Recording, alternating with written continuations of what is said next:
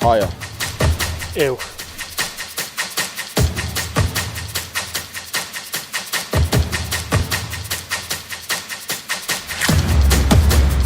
Nearer. Longer.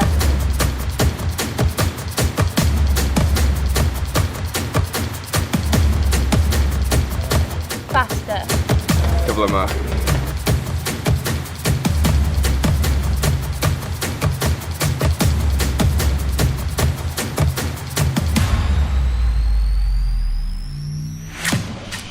Gwrando. Listen.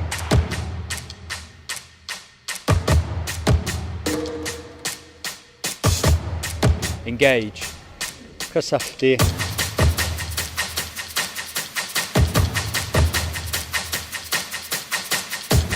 Cynrychioli. Represent.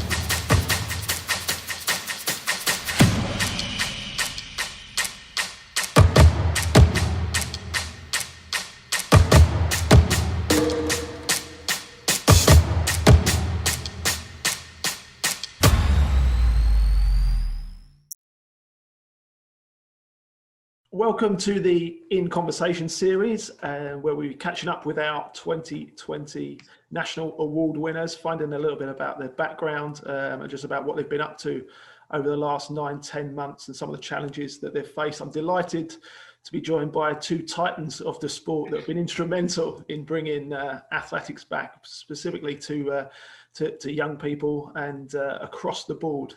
So good morning, Chris Jeynes and Griffiths. Hello. So, Wayne, virtual coach of the year, Pembrokeshire Harriers. It's been a turbulent year. I just want to find out a little bit first of all around, how did you get involved with Pembrokeshire Harriers? What was your background and what were your motivations? In all honesty, I was extremely active when I was younger, up until 30s, and then the main motivation was my daughter. She struggled with breathing difficulties when she was young. So we just thought about clubs that we could put her into that would help her along the way and whatnot. And then Pembrokeshire Harriers came up. And she was always extremely active, I should say. So we put her in just to see how she'd get on. She took to it like a duck to water, to be fair. And then she really, really got into it. I enjoyed the sporting aspects. So I used to hang around and just see how she used to get on. And then I think, like a lot of clubs, up came the committee then and said, "Oh, we've seen you around the track a few times. Would you like to get involved in it?" And it just slowly went from there, to be honest. And I am where I am now. Excellent. There's definitely a lesson there around don't hang around the club too long because you'll find yourself coaching or you'll be in a committee. Always look busy at the sidelines. So same question for you, Chris. Volunteer of the year, and I'm going to say Brackler Harriers because that's what it says on the screen. But I know you've been doing a lot of work with Bridgend AC as well. How did you get involved first off? So I originally ran Cardiff Marathon in 2004, and finished it in just over 5 hours and swore I was never going to run ever again. And then some 10 years later, I thought, wonder if I'm half as fit as I was, and decided to run Cardiff Half. And a buddy of mine, Alex Ford, said to me, "When you get a bit better at this running, Lark," he said, "I'll take you down to my running club." And he took me along to Brackler Harriers, and that was that, really. And it's been good fun ever since. And you've been there ever since. And Bridgend, I'm similar to Wayne, really, that my son got involved when he was just turning 9. And, you stood on the side not doing much, and you'd rather be in there doing something, getting involved. And it grew from there, really. It's fantastic. It's excellent. Wayne, obviously you picked up the award for Virtual Coach of the Year, and we know it's been a challenging year for many reasons, and we don't need to go into that. But how have you kept sort of the athletes engaged that you've been working with? The main point when all this virus kicked in was I just wanted to keep them all together. So the only way I could think of doing that at the time was setting up a WhatsApp group with the parents, keeping a regular training sessions, and then making sure if they could record in the sessions and then bringing it all together and then giving it to the athletes so they could see in the group and they could all see what was going on. and recently then I started a Zoom strength and conditioning program then, which was invited out for anybody and everybody to have a go then. And again, that was more for their interactions, just to keep them smiling. And I just wanted to make sure that they were still moving, basically. And it just went from there. Yeah, I mean, it's so important to keep that engagement and sort of keep that contact with people and really bring that community together. Because I know Pembrokeshire is a great community club and sort of it's got a sort of really wide and diverse membership. So it's key to keep everyone together. Chris, I know you've been doing some great stuff with both Brackler and Bridgend. So what sort of things have you done to keep people involved? The resilience the juniors have shown has been, unbelievable. They've adapted to the changes of, we've gone from meeting twice and 3 times a week at the track to meeting twice a week virtually and doing strength and conditioning and some fitness classes. And I'm just so proud of them, the way they've adapted to it. We set them challenges every week to try and replicate our usual training schedule of some hill efforts or some sprint efforts. And they really have taken it on board.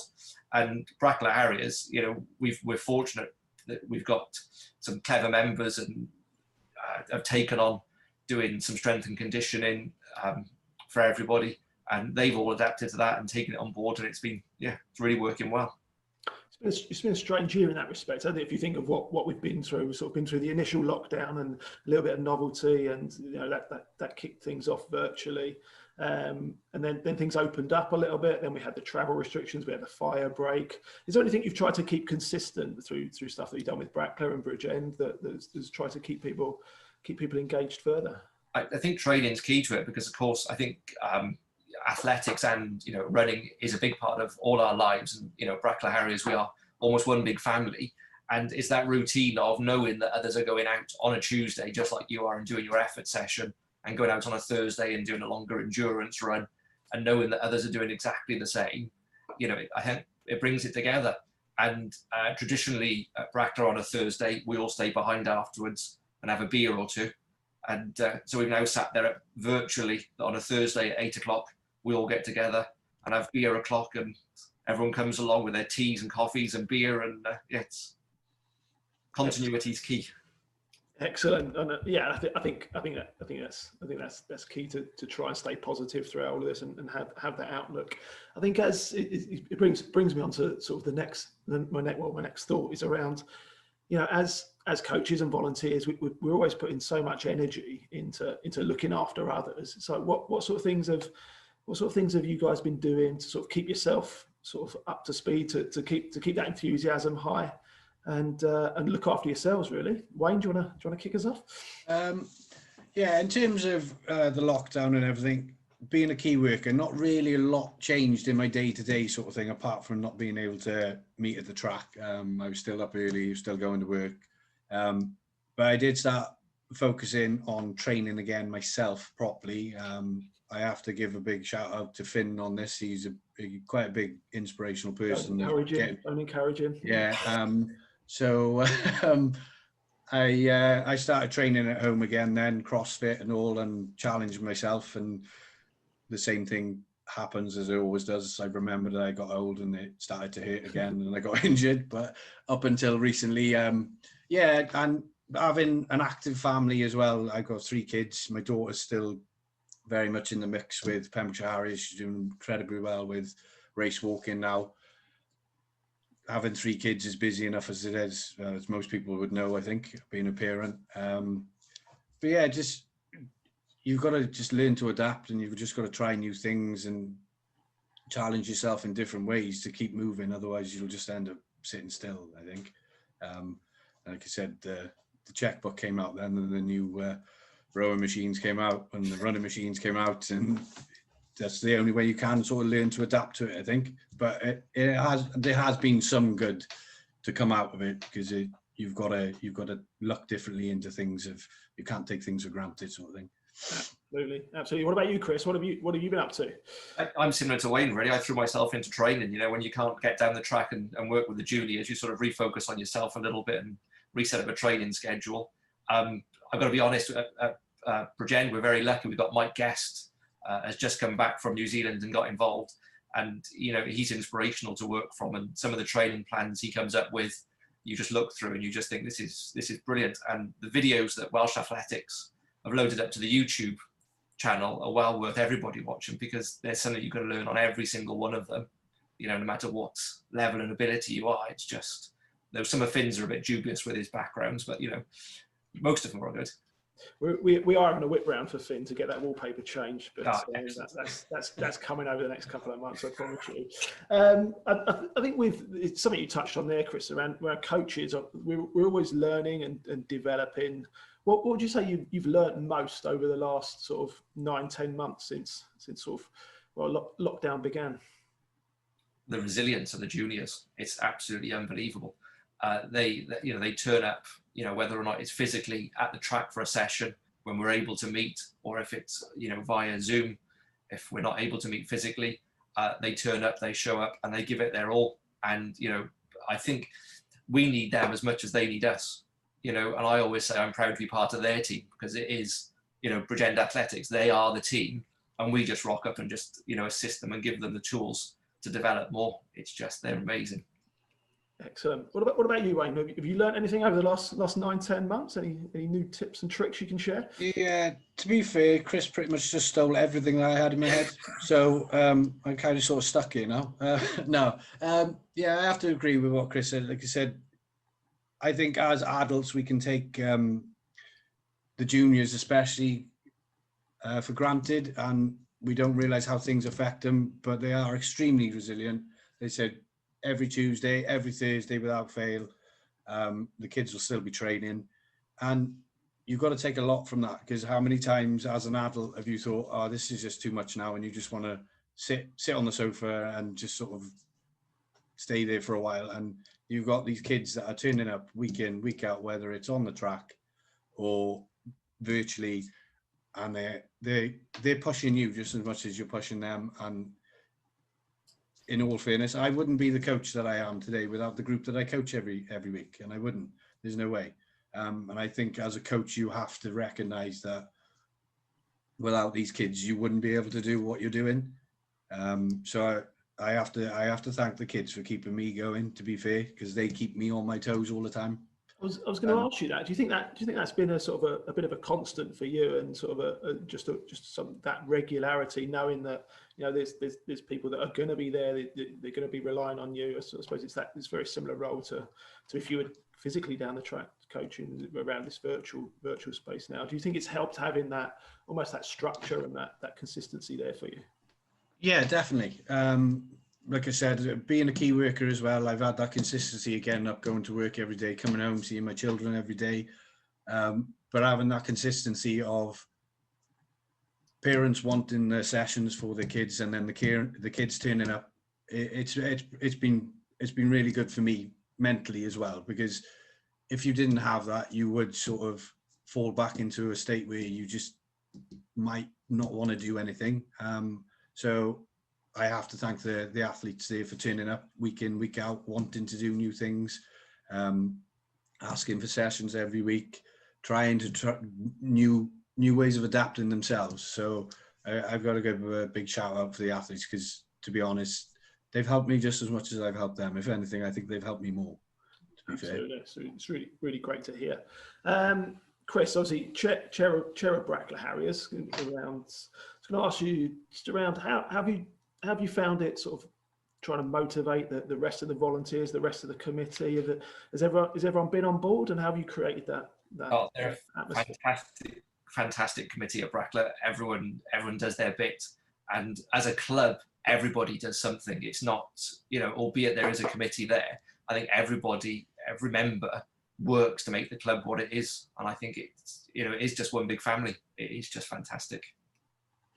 In terms of that committee and that structure that you've got, you're obviously heavily involved in Bridgend County Running League, and things going to be quite busy. So you're obviously juggling a bit of coaching and support with Bridgend AC. You've got some great people, as you mentioned, the likes of Mike, that are all pulling in the right direction, which is great. How's that role changed in terms of that chair role over the last 9-10 months? Have there been any subtle differences? No, I don't think it has really. I think as a chair, you're only there to keep a gentle hand on the tiller and just keep things going in the right direction. But it's the energy from everybody that keeps the club going in the right direction. You know, there might be the odd thing that comes up that you need to look at, but generally, it's all pretty smooth sailing. Yeah. That's good to know. We don't often get that from many chairs, so you're in a good position there. So don't worry about that. We're often as coaches and people making a difference in the community. Sometimes you can be quite modest, but obviously you've picked up these awards, and there's got to be a reason behind that. The panel had looked at everything that you guys had done. What's been your proudest moment so far in the sport, Wayne? If I can come to you first, what's been your proudest moment? To be fair, I have had quite a few that's made me have a cheesy grin on my face for a long time. But I'd have to say, international combined events, I managed to help 3 of my athletes get selected. And then the parents were very nice to offer me along to Glasgow and asked me and invited me up to be a part of the team going up there then. But I honestly have to say that the part I think that made me realise that I made an impact on these athletes was when we got to Glasgow, and all the 3 athletes over there, they were chilling in the background in the warm-up area, sat down on their phones, just waiting for something to happen. And me and one of the parents walked around into the warm-up area, and all 3 athletes stepped up, walked straight to me, walked past the parents, and wanted me to warm them up. And to be fair, that was quite a heartwarming moment for me. And that did really make me feel like I've made a difference to what these kids are doing, and they respect what I'm doing. And from that moment was when I realised I might be pretty good at this. I might keep going at this, and that made me feel really good. And that was a really proud moment for me. Great, it's great that feeling that you are making a difference. You're positively impacting people's development and their lives to a great degree. What about you, Chris? Was it the 5-hour marathon, or was it? Yeah. Has there been any other highlights? Really, every session I think is a highlight, and I'm proud that when the athletes turn up, it just makes you think you're doing something right. That they turn up 3 times a week to see what you're doing and learn from it. Really, whether or not that's at Brackler or at Bridgend, you got to be proud to be part of their team. It's because in any condition, someone could easily turn around and go, "I'm not going to train today for whatever reason," but it doesn't seem to happen. It's just they show up week in, week out. You both seem to be surrounded by some great athletes and some great volunteers. In terms of going back to that Brackler piece, Chris, around the committee and things over the last 9-10 months, has anything changed and in terms of how you've steered the club or how you've helped support the club to move forward? Competitions are a big thing. Any athletics club, whether or not you're a run, jump, throw, multidiscipline, or just a running club, competition is the key focus for many things. Otherwise, what's the point in the training? And of course, there were no events last year. They were dropping off right, left, and centre. And the virtual event started up very quickly at the beginning, and there seemed to be a good drive and lots of focus on them to start off with. But I think people have tired over those as we've gone along, and I think you just need to try and think a little bit different, and make some sort of unique virtual event. So for Bridgend County Running League, we're just in the throes of launching one, which is a marathon over a weekend, which is either you can do it individually or as a team of 5, and the feedback we get on that and the buy-in for that is looking really good. And I think it's just going to be a matter now over the coming months of coming up with other different things rather than just a 5K or a 10K. It's how you can manipulate these things together to make them a little bit unique and different and get the enthusiasm back into it again. Absolutely. I was speaking to Chris at Ogmore and Martin at Run for All just on Friday, sort of all the virtual stuff that they're doing and trying to new stuff and trying to make a difference. And some stuff's going to work, some stuff's not. But I think some of the key is just around trying new stuff. Wayne, we spoke a little bit, and we often talk about athlete welfare and keeping the motivations of some of our younger athletes specifically going. And I know that's that's been really important in terms of keeping people engaged. How do you think that's impacting people's health and more specifically mental well-being? I think everything's had a massive impact at the moment, to be honest. And a lot of things when we first went into lockdown, we were focusing on was mainly just keeping the kids happy. TikTok had a massive impact for our kids. We found a lot of challenges on there, and that wasn't necessarily related to athletics, but it was just about getting them all engaged, basically having a bit of fun and making a fool out of yourselves. And coaches were invited in, the chairmans were invited in, and so on. And I think it was nice for the athletes to see that the coaches were willing to make a fool of themselves, so they'd have a go. And it was just all about trying to get them smiling at the start, and there's still the same case now. The mental health of these children is priority at the moment, and obviously then the athletics has got to come into it as well. But I think just getting these kids smiling is a huge importance to what's going on at the moment, and that's about it, really. Absolutely. Have you seen similar things down at Bridgend, Chris? Absolutely, and at Brackler. And I think, for a lot of years, of course, the emphasis on running and athletics has always been the physical benefits. And I think it's only now when you step back and you realise the mental benefits from that getting together and exercising together, whether or not that be just going out for a run or training on the track. It is absolutely massive. And when the schools weren't getting together physically, it was quite important, when the rules changed to allow juniors to get back together to exercise outdoors. At Bridgend, we were very proactive to get that back and get everyone back together, because it's just the mental well-being of being around your friends and peers is second to none. And it's just, we've got to get it back to some sort of normality. Absolutely. I think it's a really important point around we've often talked about the physical benefits of athletics and people getting involved in the sport, but then now the sort of the mental side of things and mental health and well-being has really come to the fore with what we're all living through. I think it's a really important point. Just in terms of if someone was thinking of getting involved in the sport, and what would your sort of top tips be, and what sort of advice would you give them? Wayne, I'm going to come to you first, and don't do it is not an answer, but for someone's thinking about getting into coaching, and what would be your advice? I think my advice would be, on a serious note, I would say you don't know everything as a coach. You will make mistakes. On a positive note, don't be frightened to try new things and think out of the box, because not every athlete is the same. What will work for one might not work for the other. So you do have to learn to adapt, but ultimately it's a lot easier to coach these athletes if they're smiling. If you can get them to smile, it's a lot easier. And some of them will make so much progress and they don't even realize that they're making it because they're having fun with what they're doing.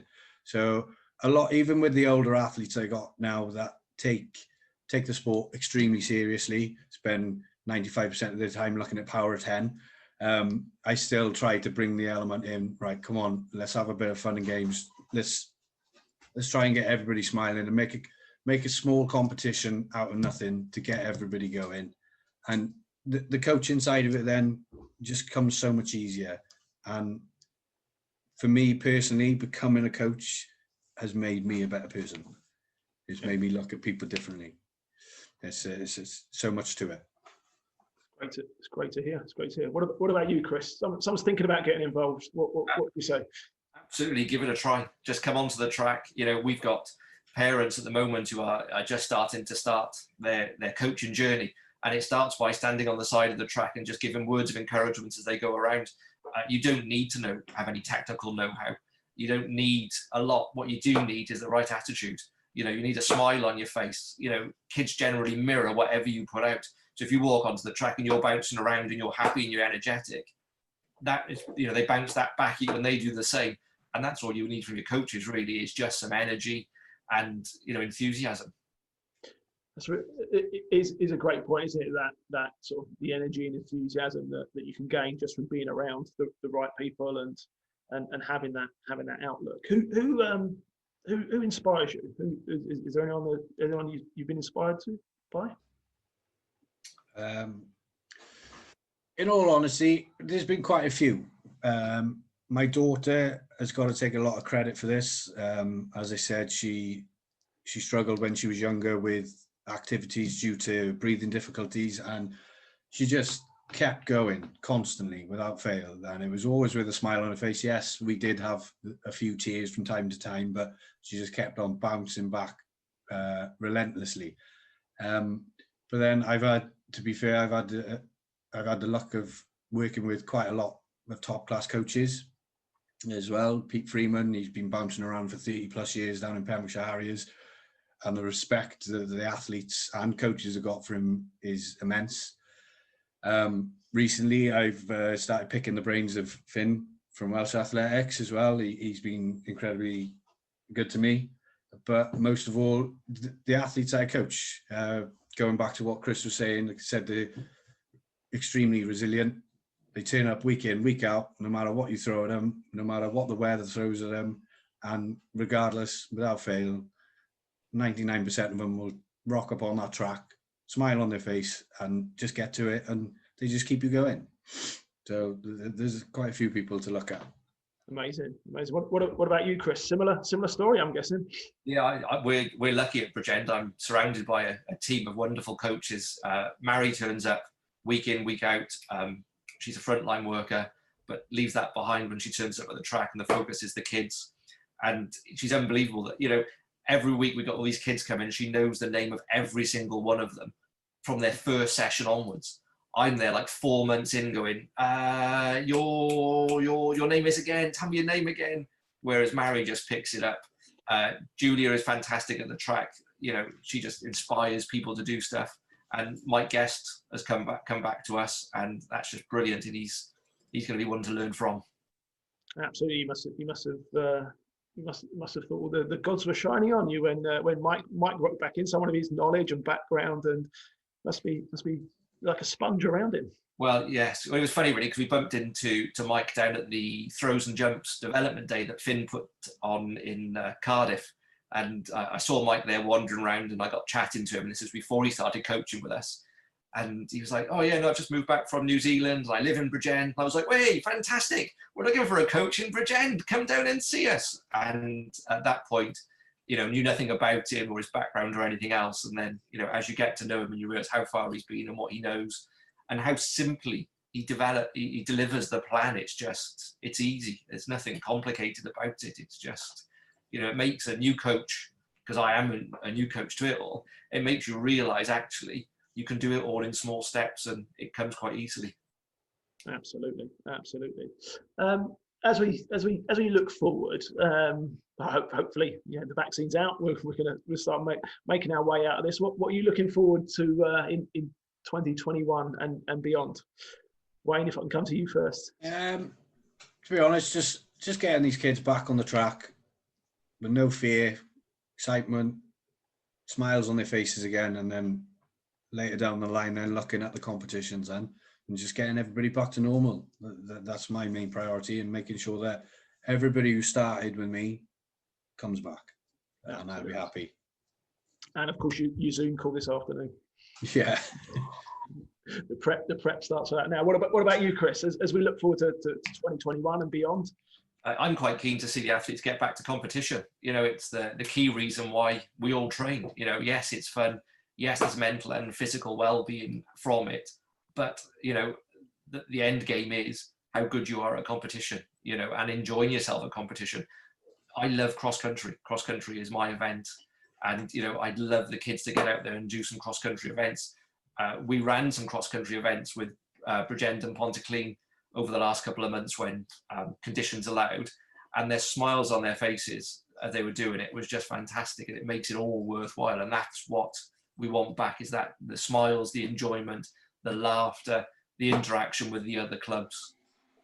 Absolutely. I think as you both commented on there, I think if we can bring some smiles back to people's faces and everyone's enjoying themselves, I think that's what that's what we're all aiming for. Well, hopefully over the next few weeks and as we move through the next few months, we'll get some competition back, albeit it might be virtual to start off with, and then we'll slowly get some competition back, get facilities open, we can get everyone back training, and then as we look forward to 2021 competing. But guys, thanks very much for your time. It's been really appreciated, and I know you're both super busy and you've got lots on, but thanks very much for giving up your time to talk to us. And I'll hopefully see you at a trackside at some point soon in 2021. Lovely job. Thank you. Cheers. Cheers very much. Bye. Thanks both.